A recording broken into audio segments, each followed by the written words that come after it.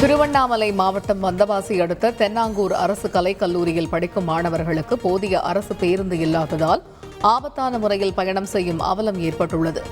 எனவே கல்லூரிக்கு செல்வதற்கு கூடுதலாக பேருந்துகளை இயக்க தமிழக அரசு நடவடிக்கை எடுக்க வேண்டும் என மாணவர்கள் கோரிக்கை வைத்துள்ளனர்.